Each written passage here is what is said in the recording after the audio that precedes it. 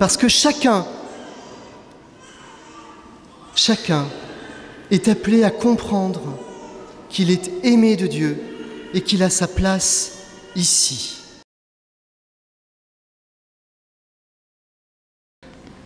Frères et sœurs, notre vie est rythmée par des temps forts, par des remises en route, par des redémarrages, comme la rentrée des classes.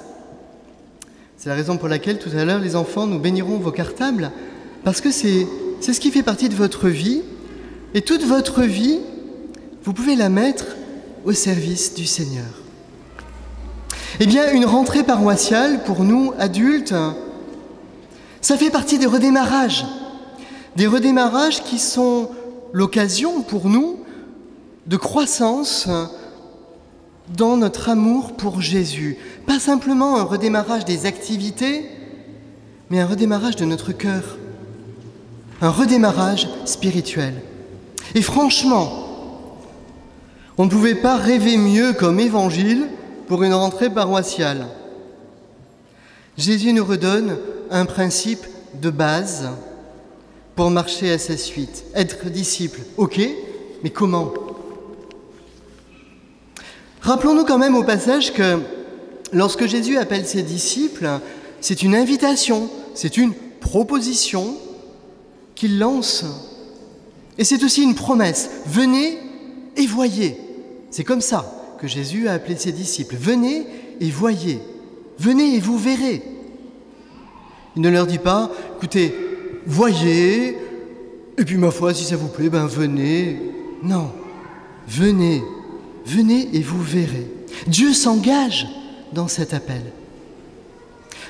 Et d'ailleurs, tant mieux, parce que si j'attends de voir pour venir, je risque d'attendre longtemps.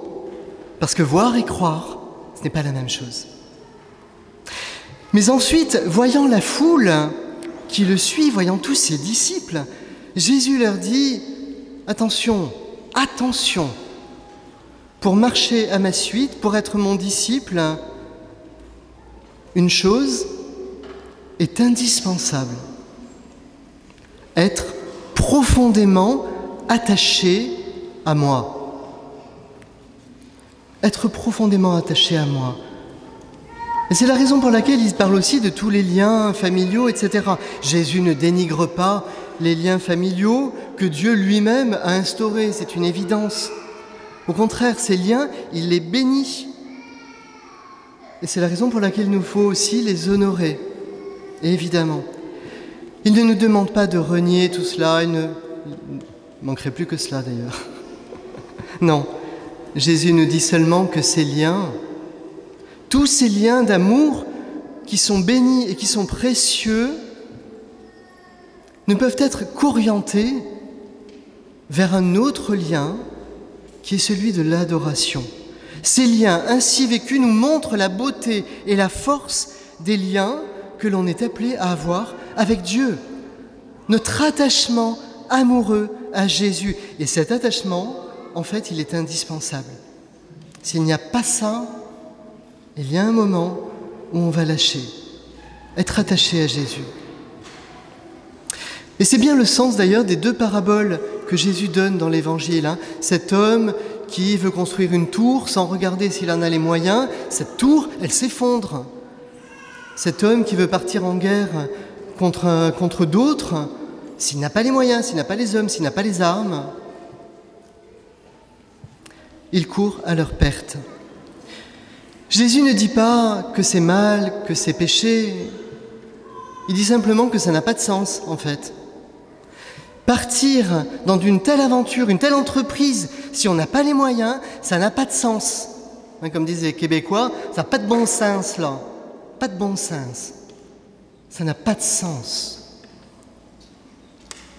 Il faut d'abord, comme dit Jésus, commencer par s'asseoir et regarder quels sont les moyens que j'ai pour suivre Jésus.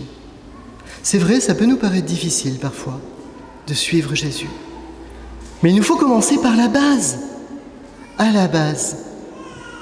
Où est-ce que j'en suis de mon amour pour Jésus ? Quel que soit l'âge. Alors comme dit Jésus, oui, commençons par nous asseoir. Alors ça tombe bien, vous êtes déjà assis. Donc ça c'est bien. On peut passer à la phase numéro 2 maintenant. Ai-je les moyens de bâtir une tour dans ma vie? Ai-je assez d'attachement à Jésus pour le suivre? Que puis-je faire pour que cet attachement à Jésus grandisse? Eh bien évidemment, vous m'attendez au tournant.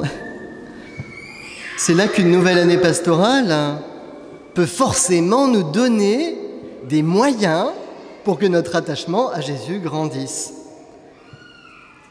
La prière, l'adoration, c'est le premier lieu où je vais apprendre à aimer Jésus un petit peu plus dans ma vie. Et je peux vous assurer, si certains ne sont pas trop habitués, essayez, venez ici. Venez prendre un temps de prière.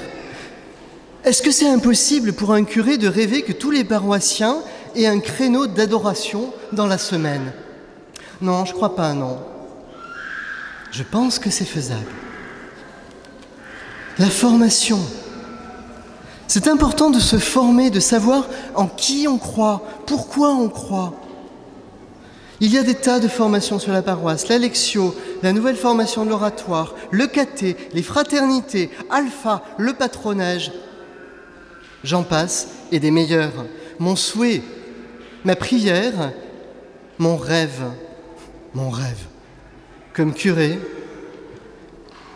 et je peux vous l'assurer, c'est que vous soyez tous bien nourris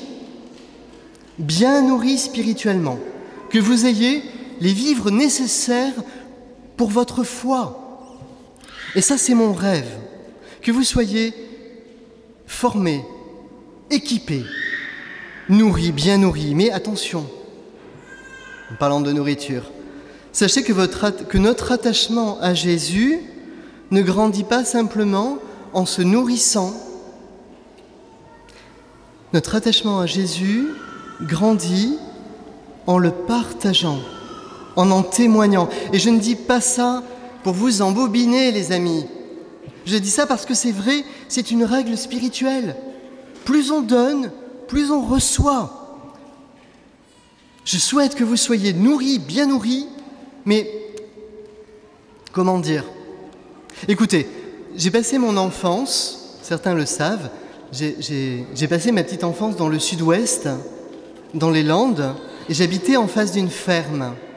Et là, j'ai pu voir la différence entre les canards gras et les poulets des Landes. Vous savez, les canards gras, ils sont bien nourris, mais ils ne font pas beaucoup d'exercice.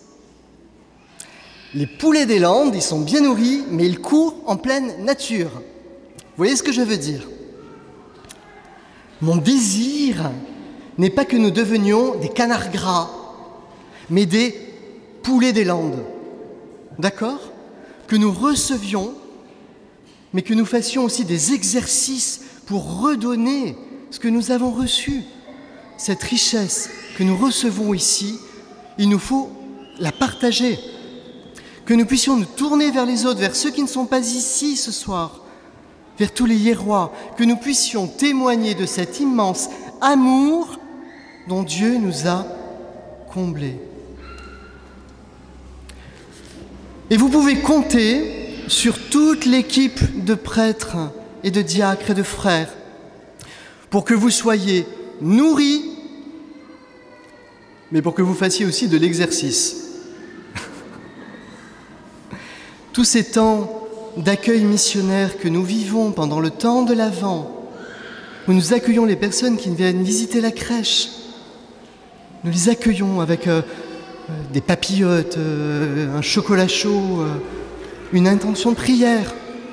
Ces rameaux que nous avons distribués dans la rue, ces présences aussi au moment de la Toussaint, lorsque les gens vont visiter les tombes de leurs défunts.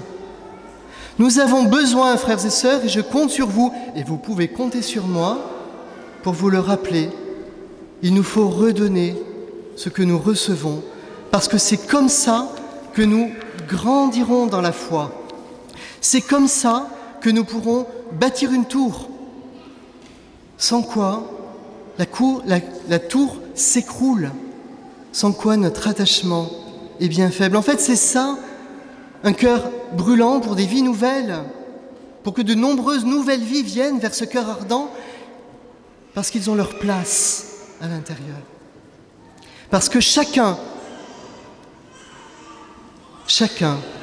est appelé à comprendre qu'il est aimé de Dieu et qu'il a sa place ici.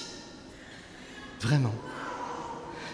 J'aimerais vous proposer maintenant un petit exercice. N'ayez pas peur.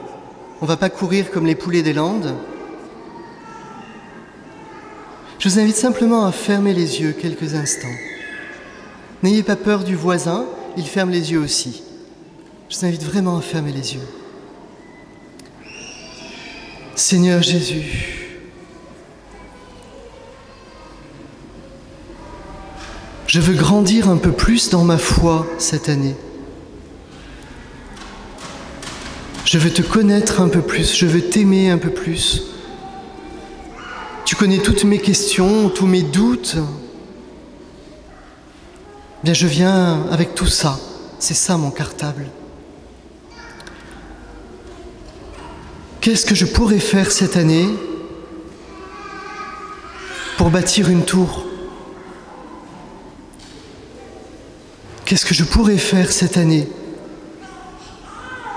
pour marcher derrière toi?